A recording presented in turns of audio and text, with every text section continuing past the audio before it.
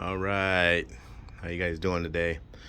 So we purchased this AKAI Professional MPCX beat maker, which is actually pretty sweet, and it has the ability to add some external memory. So at first we got this little chip, little SD card to go in the front, but it was only like 32, I'm not even sure if it was 32 gigs or 32 megabytes, but it wasn't very big, as these beats are not a lot of memory. But that just wasn't enough.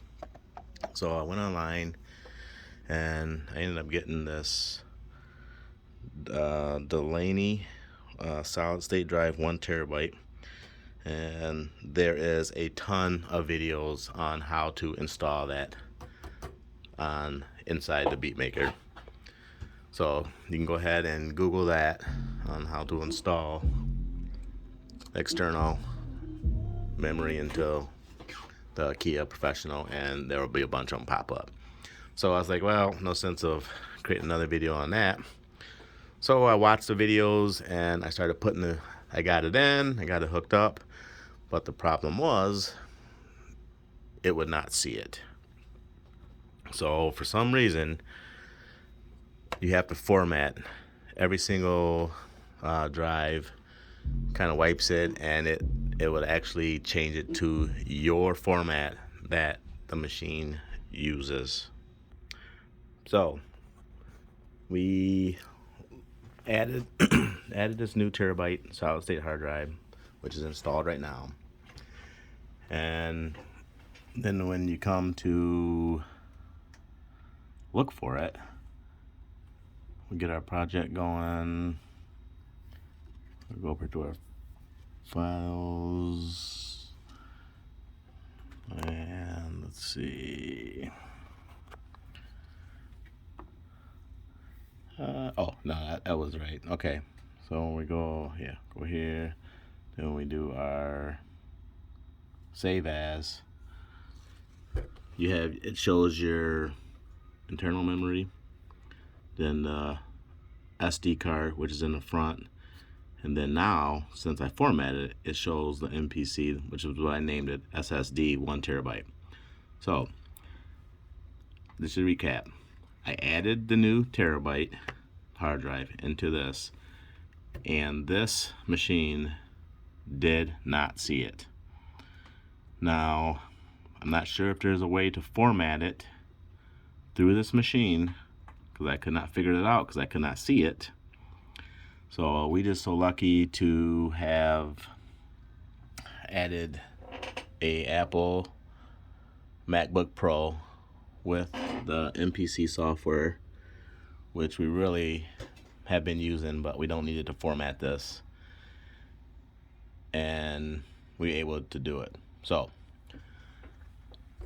come back over here, I go back to get out of here, and we need to go to the computer mode. So we'll hit this little MPC.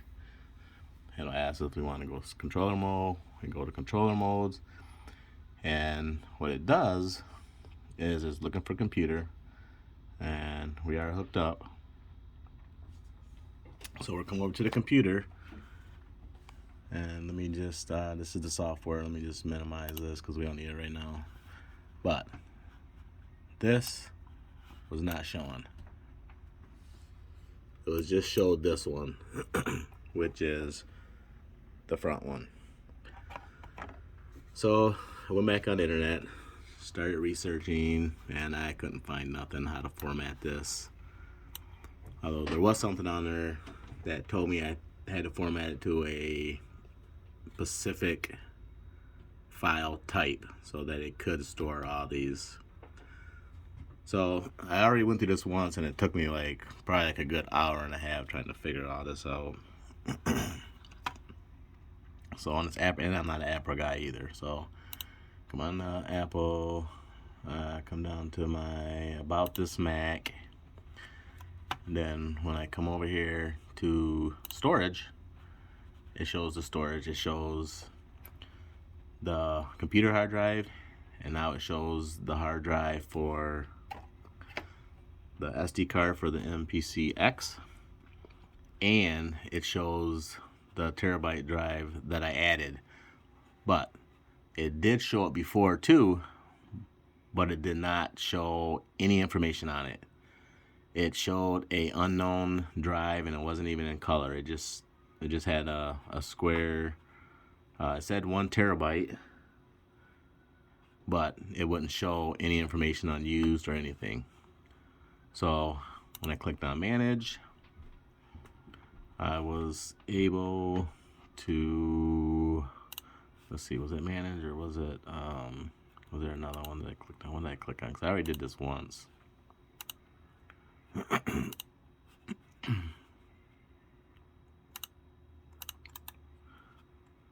see, where do we go here?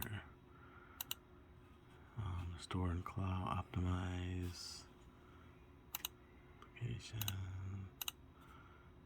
Yeah, I think I already forgot. I may have to figure this out right quick.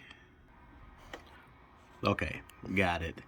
So what I forgot was to format any disk for this one. You have to go to the disk utility.